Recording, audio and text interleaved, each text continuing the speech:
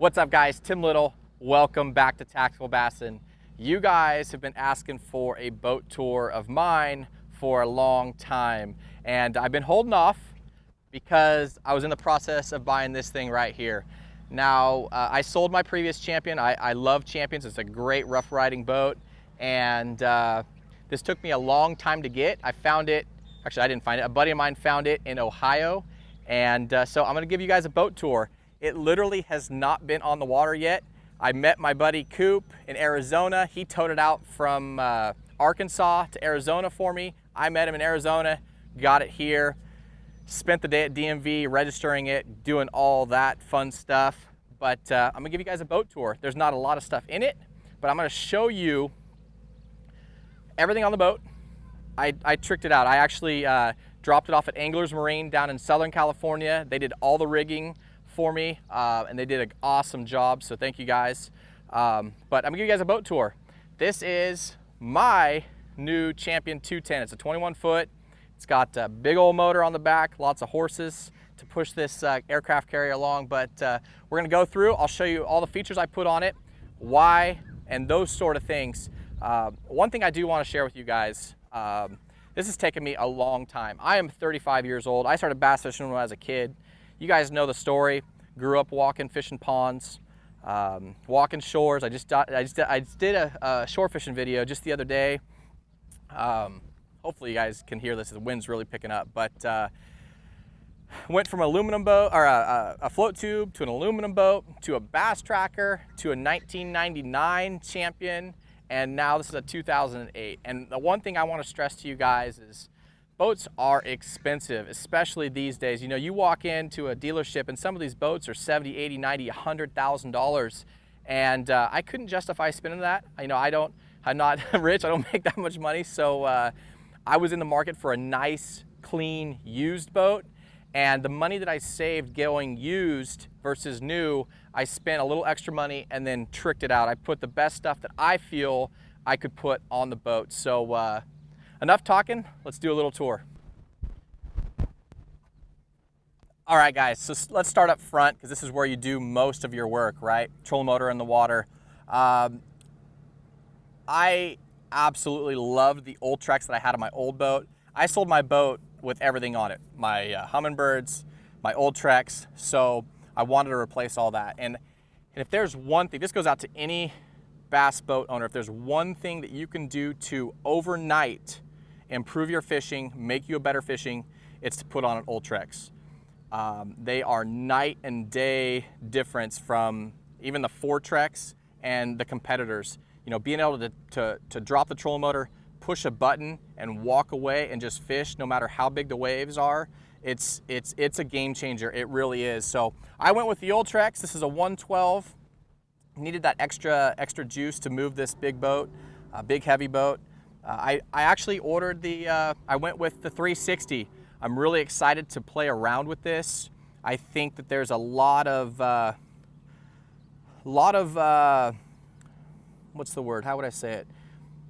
I think there's a lot to be learned for fishing suspended fish, for fishing fish that are offshore but not on bottom. I think that's the last frontier in bass fishing.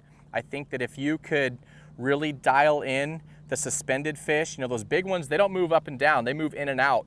And when they back out in that open water, you got this 360 up there, you can see what's going on around you and make casts to those fish that are suspended. I think that's a game changer. So I'm really excited to spend some time to learn the 360, so I went with that. Up front, I went with the new Humminbird, the Solix 15. This, in my opinion, is the baddest unit on the market. The Mega imaging is it's second to none, guys. You can literally hopefully you guys follow us on Instagram, but you can literally see the types of fish that are swimming by. Just recently I put up a picture of some carp that was swimming by. You can see the forktail and everything. The detail on this new Mega imaging, it's a combination of multiple frequencies, and it's legit. So 15-inch up front. The reason I went that is I wanted to be able to run 2D sonar, which is your traditional sonar, down imaging. So it shows the bottom contents better. It shows brush piles, that sort of stuff better than the 2D. and map. So with the 15-inch screen, I can run a big screen on all 3 of them and see them perfectly. I mounted this up with I actually went with the Bass Boat Technologies inserts for all the units. This is a TH Marine. I can't remember what it's called now, but went with that. It really keeps these units solid, and when you're going through rough waves, those sort of things, it keeps these real heavy units firmly mounted to the deck. So let's jump back to the rear boat and we'll finish off with the console and what's inside. All right, guys, so to finish off the accessories for the boat, I went with the new Minn Kota Talons. These are the 15-footers, and you guys probably noticed the theme here, right? Minn Kota, Humminbird, Talon. The reason why I went with all those, the triple threat, they like to call it, is because of that, the triple threat. The way that these link together, everything's Bluetooth, just the way everything works so flawlessly together, I wanted to stick with that. So I went with the Birds, the Ultrex, and the Talons. Again, they're all Bluetooth, and we're really looking forward to doing some instructional videos on this stuff. You know, he's got some of the same stuff, and we're gonna be doing some how-to videos. For those of you guys that don't know what these are shallow water anchors. I push a button, either up the foot pedal up there or the handheld, and these send 2 spikes down to the ground and hold your boat into place. Doesn't matter the rough water, anything like that, they're sweet. And when I first got these on my last boat, I was hesitant to get them in the first place, but once I did get them, it was another game changer. I realized that I used them more often than not, pulling up to the launch ramp, backing the boat in, pushing the button, taloning down, and not having to worry about tying up the boat. Same thing, docking, loading the boat. It just made life a lot easier loading and unloading by myself. But these are the new Talons, the 15-footers. I'm excited to see the depths that they can reach. You know, there's a lot to be said for being quiet. If you can pull up to a point, talon down, pull your trolling motor, put your units on sleep mode, and fish, you're gonna catch a lot more of those finicky fish. So let's jump over to the console. I'll show you what I put in the dash. All right, so in the dash, this is overkill. My last boat, I had one Solex 15. This boat, I actually put a 12 in the dash. The reason being, it had a big hole in the dash from a previous unit, so I wanted to replace that with, again, something that worked with everything else. So I went with a Solex 12 in the dash. Mounted that up with the Bass Boat Technologies mount. It's actually you boat owners, if you champion owners, if you guys are looking for a mount that works for the dash in these older champions, I believe it's the Stratus model, but they can help you out with that.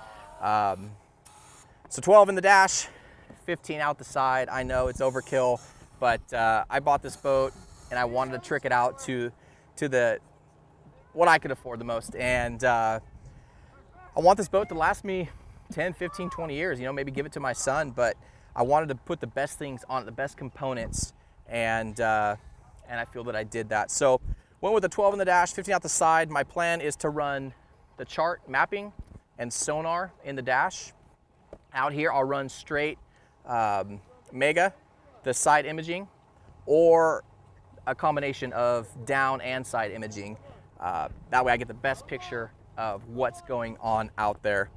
Again, guys, you know, it's taken me a long time to be able to afford a boat like this.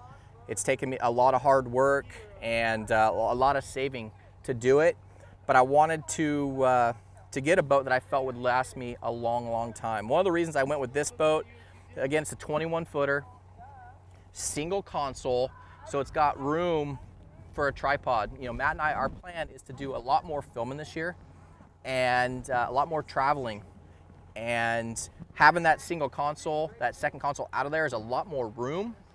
So to put the tripod there, get some cooler shots, that sort of stuff.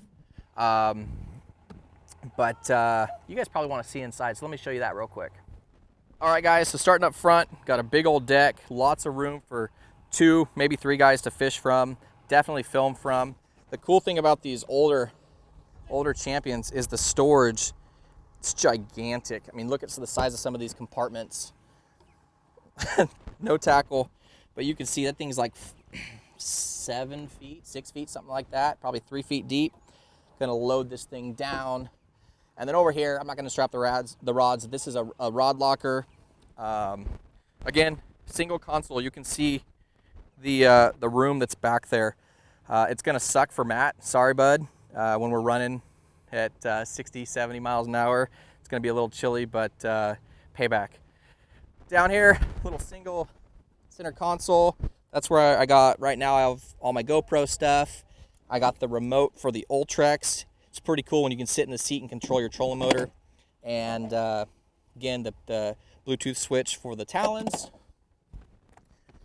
Back here, I got just a little bit. I got spare life jackets, a toolkit. Very important to have a stainless steel toolkit on the boat.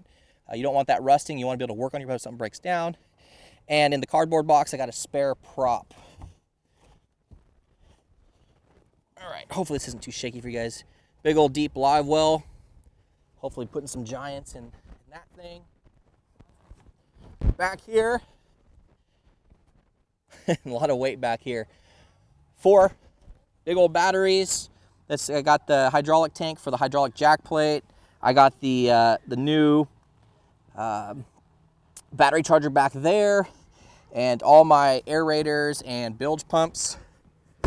And last but not least is this compartment over here, and empty.